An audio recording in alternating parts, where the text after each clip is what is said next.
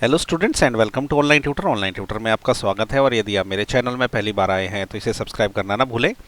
अभी हम लोग एक्सरसाइज 4.2 के क्वेश्चन 2 का सेकंड पार्ट करेंगे। क्वेश्चन 2 में इन्होंने पूछा है solve the problems given in example 1। तो उन्होंने ये नीचे दो एग्जाम्पल दे रखे हैं। इसमें हम लोग ये फर्स्ट प्रॉब्लम कर चुके हैं जॉन एंड जीवंती वाली। उसके वीडियो का जो है लिंक नीचे डिस्क्रिप्शन में आपको मिल जाएगा। अभी हम लोग इसका सेकेंड पार्ट करेंगे कॉटेज इंडस्ट्री वाला। तो देखिए इसके सेकेंड पार्ट में इन्होंने क्या पूछा है, a cottage industry produces a certain number of toys in a day. The cost of production of each toy in rupees was found to be 55 minus the number of toys produced in a day. On a particular day, the total cost of production was rupees 750. We would like to find out the number of toys produced in a day. तो ऐसे question में as usual हम क्या करेंगे, पहले इस statement को हम कन्वर्ट करेंगे क्वाड्रेटिक इक्वेशन में और फिर उसको सॉल्व करेंगे। तो इसको कैसे सॉल्व करेंगे, इसका सोल्यूशन ऐसे रहेगा। सबसे पहले हमने एक वेरिएबल मान लेना है। कौन सा वेरिएबल? जो हमसे पूछा गया। देखो हमसे क्या पूछा गया है, यहाँ पे बोला इन्होंने we would like to find out the number of toys produced on that day. मतलब एक पर्टिकुलर डे में कितने नंबर ऑफ टॉयज प्रोड्यूस किए गए थे। तो हम ऐसा मान लेते हैं कि let number of toys produced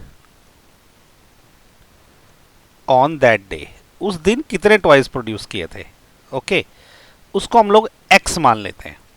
अच्छा, जब हमने उसको x मान लिया तो इन्होंने क्या बोला है कि भाई कॉस्ट कितना है प्रोडक्शन का।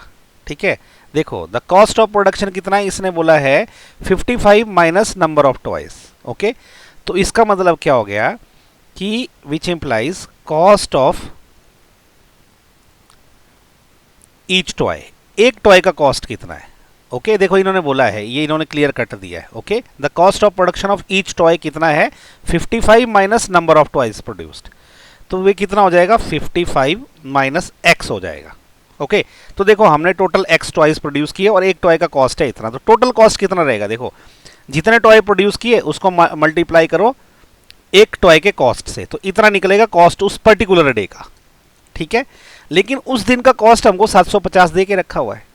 ओके, तो इसका मतलब क्या हो गया, हम ऐसा लिखेंगे कि according to question, according to question क्या होगा, ये जो कॉस्ट है टोटल उस दिन का कॉस्ट है हमारा 750। ओके, लेकिन हमारे हिसाब से कितना कॉस्ट होना चाहिए, जितने टॉय प्रोड्यूस किए उसको मल्टीप्लाई करो हर एक टॉय का कॉस्ट से, तो 55 माइनस x से। ओके, जो मैंने यहां आपको बताया। तो बस अब इस एक्सप्रेशन को हम सॉल्व करेंगे, उससे हमारे पास क्वाड्रेटिक इक्वेशन निकल जाएगी। तो अब इसको सॉल्व करते हैं।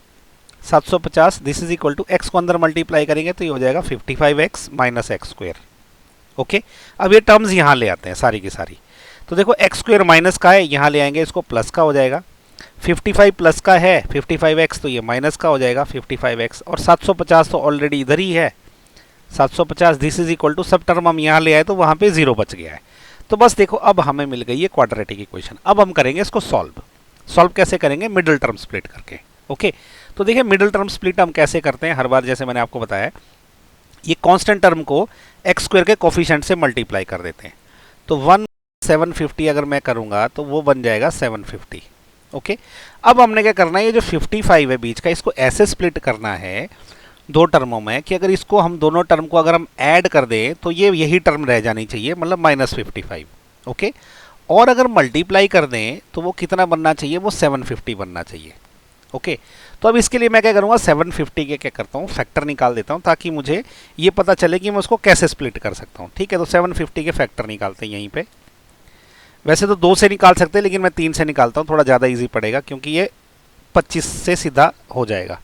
ओके, अभी 5 से निकाल देते हैं, तो 5 5 25, तो ये 50 हो गया। अब फिर 5 से कर देते हैं, ये 10 हो गया। अब क्या है, अभी 5 से करेंगे तो ये 2 हो जाएगा।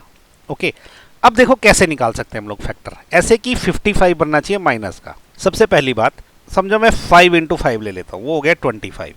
ओके, क्या बच गया उसके बाद, 5 3 15, 15 दूने 30, और 30 बच गया। अब इन दोनों को अगर ऐड करूँ, मल्टीप्लाई करूँगा तो 750 ही बनेगा क्योंकि 750 के फैक्टर है।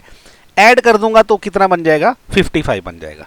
तो मैं इसको अगर 25 ले लूँ और इसको 30 ले लूँ तो दोनों को ऐड करके 55 बन रहा, लेकिन मुझे तो माइनस 55 चाहिए। तो मैं दोनों को अगर माइनस कर दूँ तो माइनस 55 हो जाएगा, और इस माइनस 25 को माइनस 30 से मल्टीप्लाई कर दूँ तो प्लस 750 बन जाएगा। तो इसका मतलब जो दो टर्में हैं वो कौन सी रहेगी, -25 और -30। ओके, तो इसका मतलब मैं इसको कैसे स्प्लिट करूंगा, मैं इसको स्प्लिट करूंगा एक्स स्क्वायर, यहाँ पे क्या आएगा अब, इसको मैं लिखूंगा -25x और -30x, तो मैं बीच वाली जो 55x है इसको मैंने ऐसे लिख दिया, और प्लस 750 तो ऐसे ही रहेगा, दिस इज इक्वल टू 0। अब हम क्या करेंगे, शुरू की दोनों टर्म में से x कॉमन निकाल देंगे, तो अंदर क्या रहेगा, x माइनस 25 रह जाएगा। अब इन टर्म्स में से क्या करूंगा मैं, यहाँ से मैं -30 कॉमन ले लेता हूँ, तो अंदर क्या रहेगा x माइनस, क्योंकि माइनस बाहर जा चुका है तो प्लस में से माइनस रह जाएगा ये, और 750 में से अगर 30 जा चुका है तो वो 25 ही रहेगा, क्योंकि 30 गुणा 25 जो है 750 है, this is equal to 0। Okay, तो अब आगे क्या करते हैं हम लोग, आगे मैं यहाँ कर लेता हूँ। अब मैं क्या करूँगा, x माइनस 25 और x माइनस 25 बाहर कॉमन निकाल दूंगा, तो x माइनस 25 अगर मैं कॉमन ले लूँ, ओके, तो अंदर क्या रह जाएगा, ये वाला x रह गया अंदर, माइनस ये 30 रह गया। ओके, तो दिस इज इक्वल टू 0। तो इसका मतलब क्या हुआ कि x माइनस 25 या तो ये 0 है, या तो x माइनस 30 ये 0 है। ओके, तो यहाँ से x की वैल्यू आ जाएगी 25। ओके, यहाँ से x की वैल्यू आ जाएगी, क्योंकि 25 वहाँ गया तो प्लस का हो गया, वैसे ये 30 जब वहाँ जाएगा तो ये भी प्लस का हो जाएगा, तो ये दो वैल्यू आ गई x की। Okay, x equal to 25 and x is equal to 30।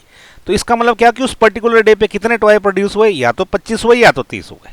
Okay, 25 होंगे तो भी सेटिस्फाई होगी कंडीशन, 30 होंगे तो भी सेटिस्फाई होगी। ओके, तो हम ऐसा लिख सकते हैं कि दी टॉयज प्रोड्यूस्ड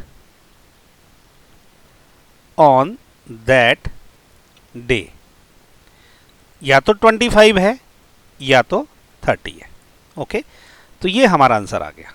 ठीक है, तो आई होप आपको ये क्वेश्चन समझ आया होगा, नहीं समझ आया तो फिर से इसको रिवाइंड करके देखें, और कुछ डाउट रहे तो नीचे कमेंट करके मेरे से ज़रूर पूछें। ओके, सो इसी के साथ जो है क्वेश्चन नंबर 2 का सेकंड पार्ट भी खत्म हो गया। नेक्स्ट वीडियो में हम करेंगे इसका क्वेश्चन नंबर 3, जिसका लिंक आपको नीचे डिस्क्रिप्शन में मिल जाएगा। So thank you so much for watching my video, thank you.